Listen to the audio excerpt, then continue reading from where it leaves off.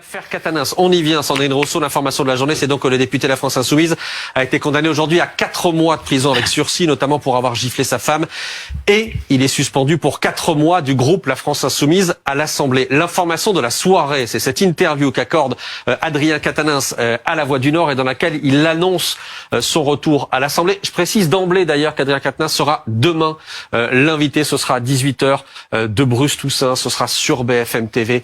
Interview demain d'Adrien Catanins, sa première interview télévisée depuis le début de cette affaire. Mais donc d'abord, on a ses premiers mots ce soir, Pauline Simonet, d'Adrien Catanins, dans La Voix du Nord, qui se défend et qui annonce son retour à l'Assemblée. Oui, effectivement, il est très offensif, combatif même. Il dénonce tout d'abord un lynchage médiatique. C'est la raison pour laquelle, c'est ce qu'il explique dans l'interview, il décide de sortir de son silence. Je prends ma juste part, mais je refuse d'en prendre davantage et de continuer à subir cet acharnement disproportionné. J'ai enduré en silence un lynchage médiatique inédit de la part de gens qui n'étaient pas derrière les portes closes d'une histoire de couple et qui ne connaissaient rien au dossier. Et puis, il aborde autre chose. Il parle évidemment de cette démission réclamée par certains. Il n'en est absolument pas question pour Adrien Catanins, qui avance 2 raisons principales. Tout d'abord, les électeurs qui lui demandent, qui lui réclament de revenir à l'Assemblée. Et puis, surtout, il dit démissionner créerait un précédent dangereux. Et là, il met en garde les élus comme vous, Sandrine Rousseau. Attention au traitement que vous me réservez, car dans cette assemblée, il y a 577 femmes et hommes, et non pas des surfemmes ou des surhommes. Donc, autrement dit, il pourrait vous arriver aussi de vous retrouver mis en cause de cette manière.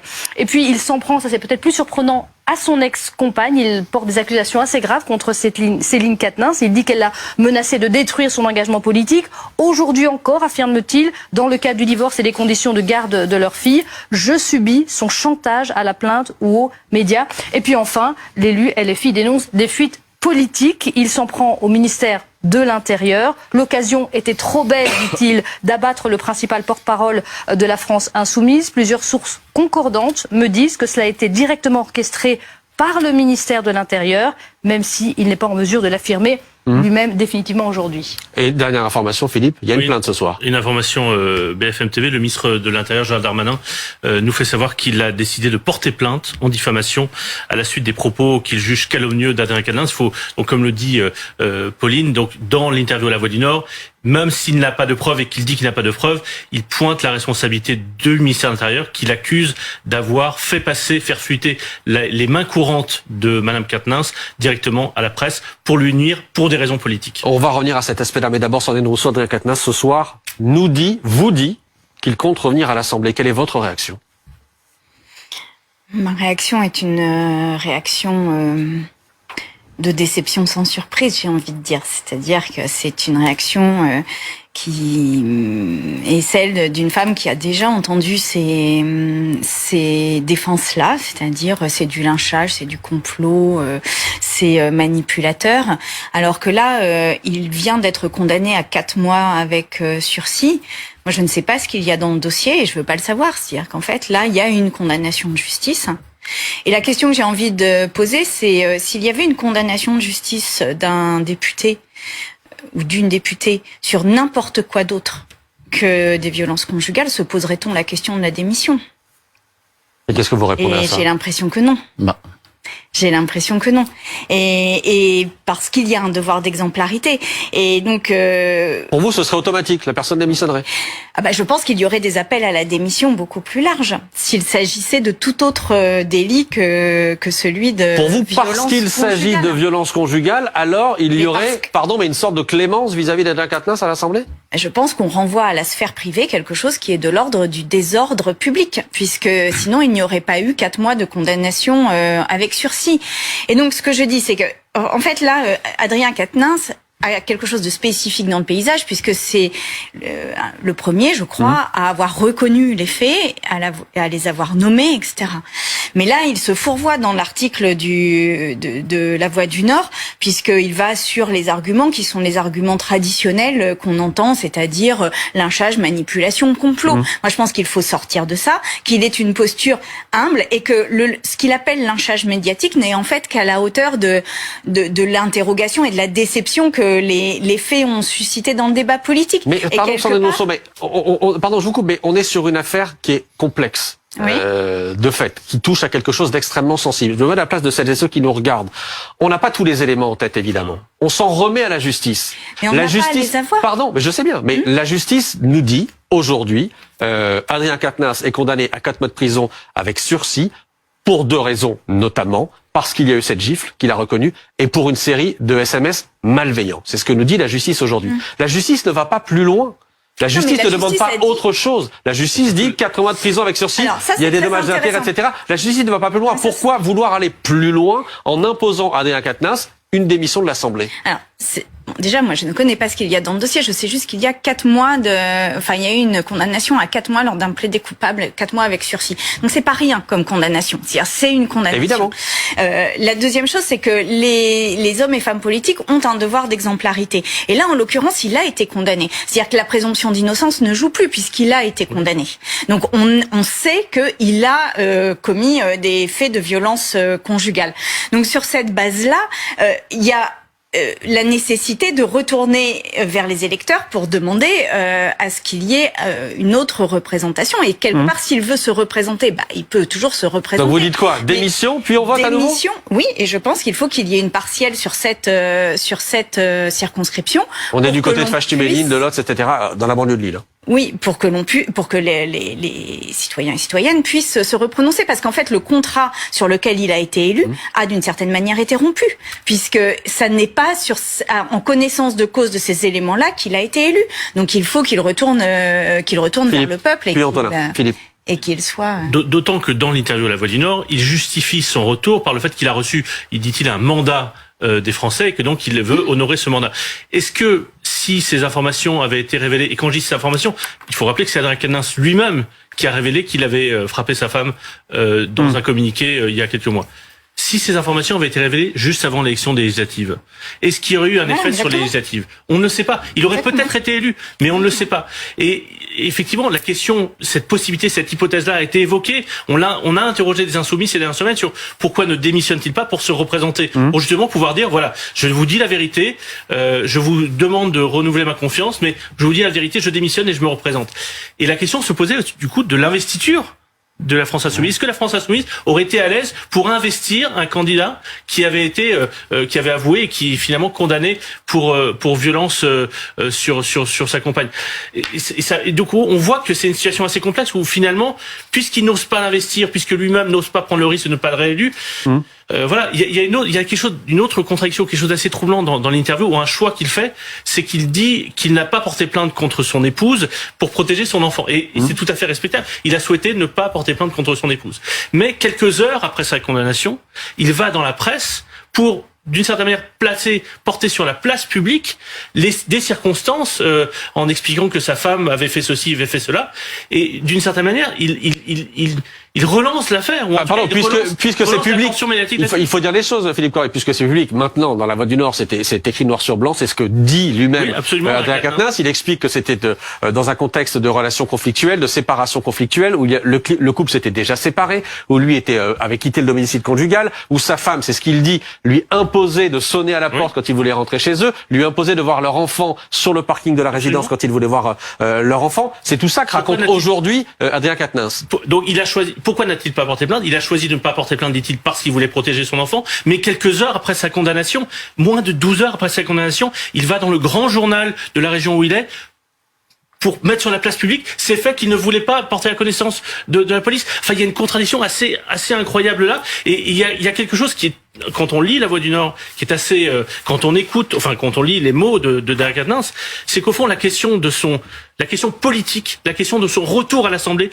la question de sa nécessité d'être dans le combat des Insoumis, semble être un élément central pour comprendre les choix qu'il a fait depuis plusieurs mois. Et ça, puisqu'au fond, c'est d'abord l'histoire d'un homme qui tape sa femme, c'est assez troublant que cette question politique ait été visiblement aussi centrale dans ce qui s'est passé, dans son choix, dans sa défense, et notamment le choix de ne pas porter plainte contre sa femme. Antonin. Je rappelle une chose, pardon, Antonin. Vous aviez dit notamment au moment où Céline Quatennens avait expliqué par communiqué qu'elle avait été victime de violences depuis des années, de violences physiques et morales. Vous aviez dit il ne peut plus revenir à l'Assemblée à ce moment-là. Oui, absolument. Et je l'ai dit notamment parce que la justice n'était pas passée. Et que, en fait, les accusations étaient tellement graves que dans ces circonstances-là, il ne pouvait pas physiquement, dans ce moment-là, revenir à l'Assemblée.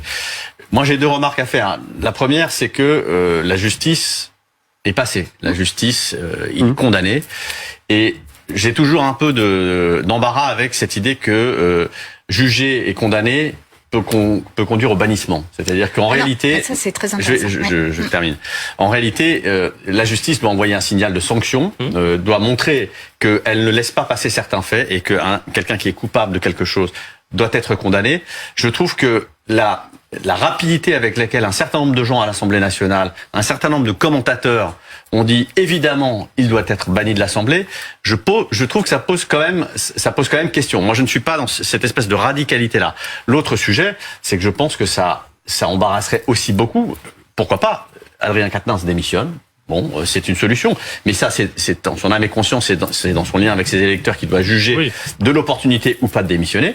Qu'il démissionne, mais s'il était réélu, Madame Rousseau, s'il était réélu, quelle conclusion vous en tireriez? Quel signal cela renverrait-il? Non mais je vous pose la question parce que c'est aussi à double tranchant ce sera le suffrage universel. Moi, je voudrais rebondir sur 2 choses que vous avez dites. La première, c'est que la juge a estimé, ou le juge, je sais pas d'ailleurs, a estimé qu'il fallait condamner à 4 mois de prison avec sursis. Ça n'a pas été accompagné d'une peine d'inéligibilité.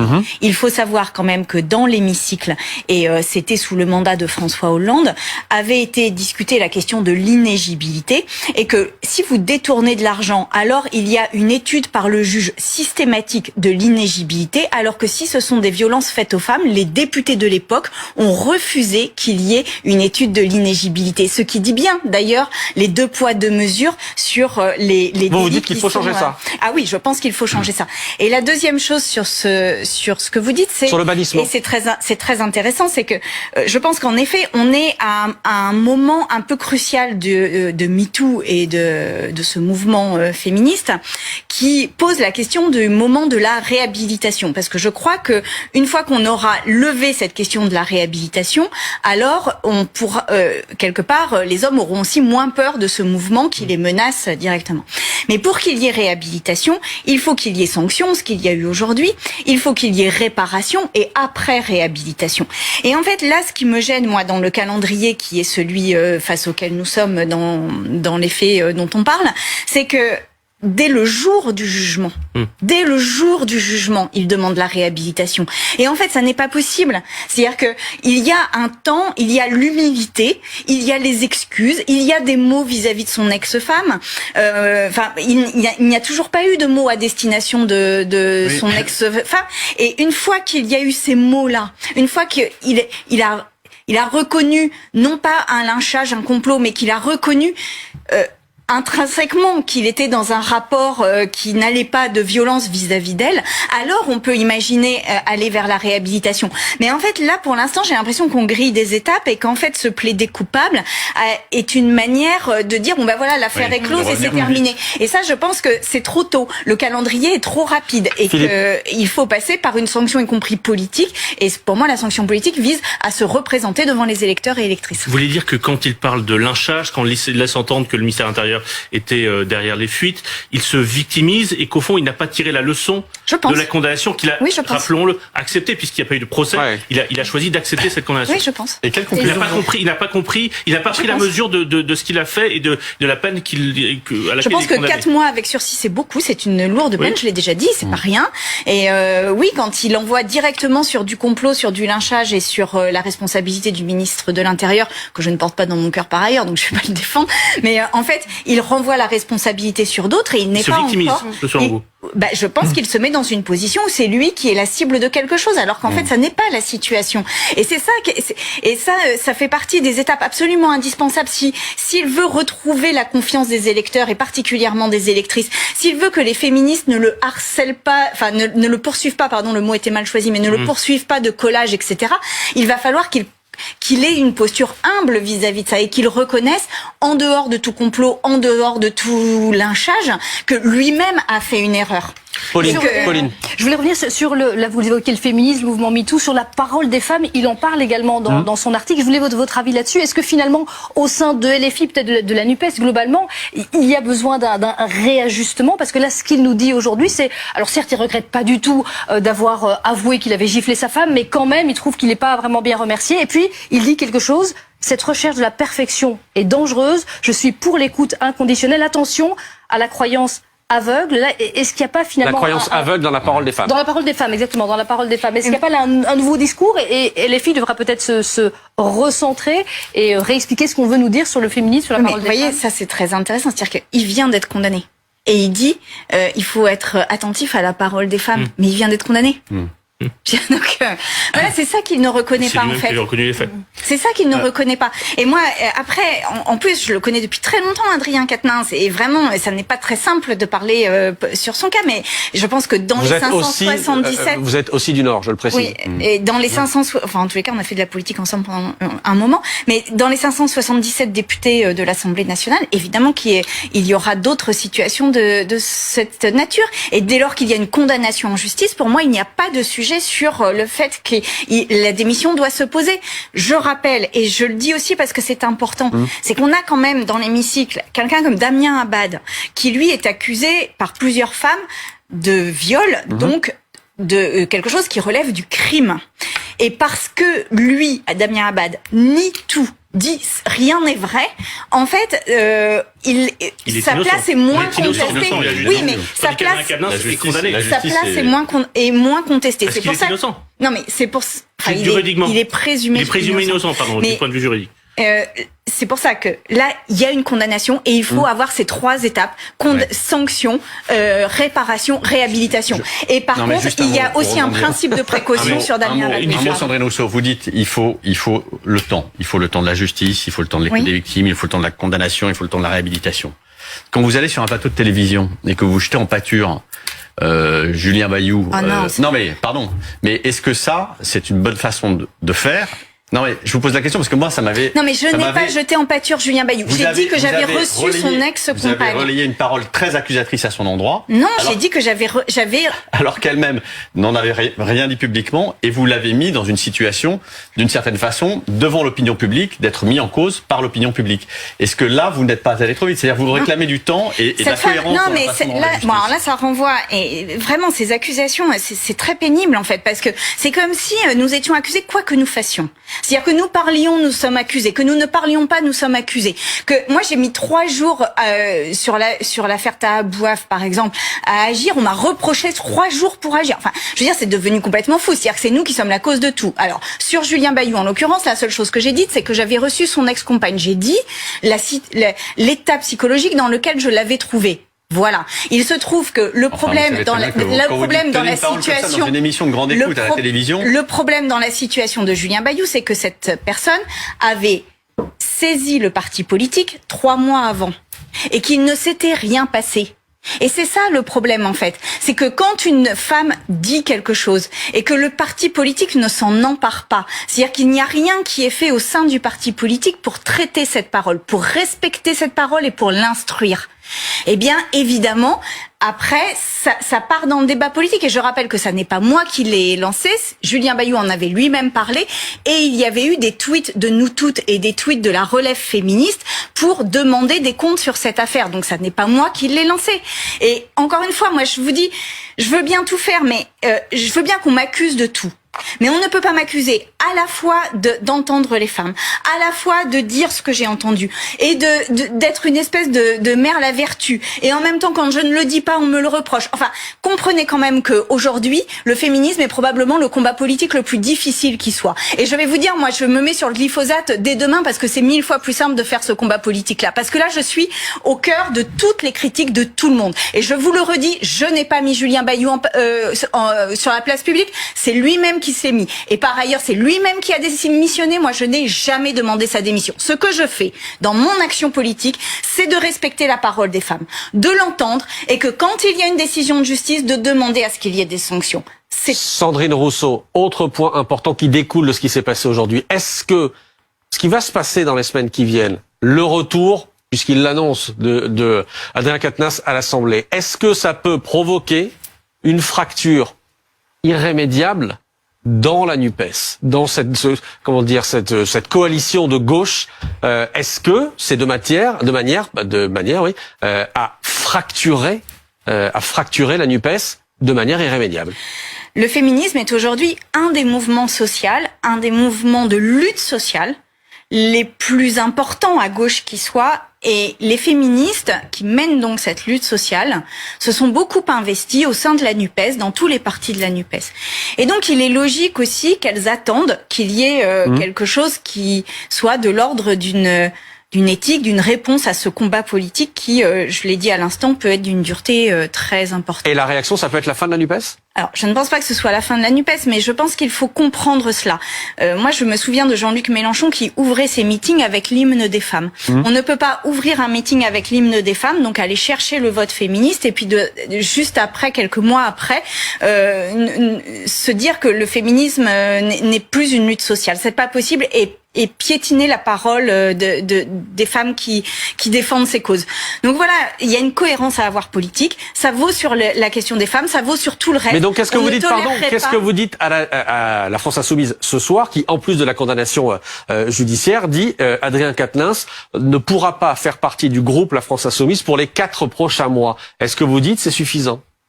Mais je vous ai dit que moi, j'appelais à ce qu'il se représente devant les électeurs. Mais donc, qu'est-ce que vous dites à la France Insoumise ce soir, qui a pris cette décision-là, le parti, pas Adrien Quatennens, le parti qui prend cette décision-là? C'est à la France Insoumise de prendre sa décision. Je vous dis, moi, ma position.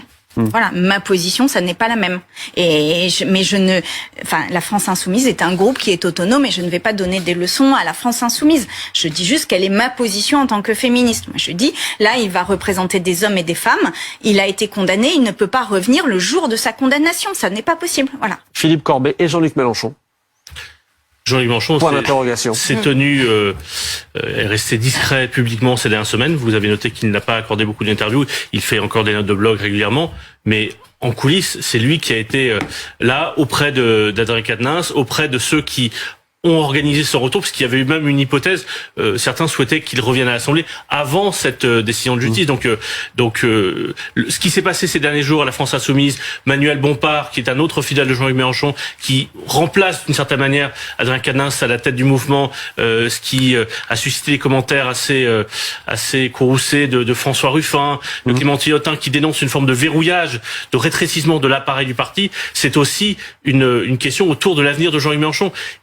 Est-ce que la France Insoumise peut exister sans Jean-Luc Mélenchon? Est-ce qu'il peut y avoir des nuances au sein de la France Insoumise sans Jean-Luc Mélenchon? Est-ce que la France Insoumise peut jouer ce rôle moteur à gauche? On l'a vu avec la NUPES.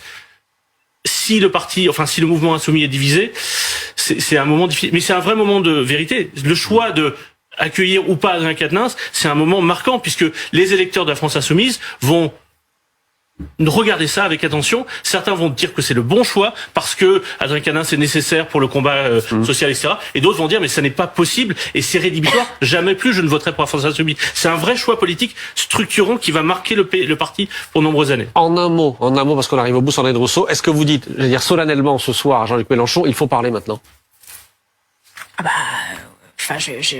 Oui, il faut que Jean-Luc Mélenchon parle, mais surtout, moi, je voudrais qu'on parle aux femmes et qu'on parle aux 200 000 femmes qui subissent des violences conjugales. Je voudrais qu'on ait un discours fort vis-à-vis d'elles, parce que nous sommes les seuls à le tenir aujourd'hui. Et donc, on a une responsabilité vis-à-vis de ces femmes, et cette responsabilité, c'est de leur dire, vous serez entendus, vous serez respectés dans votre parole.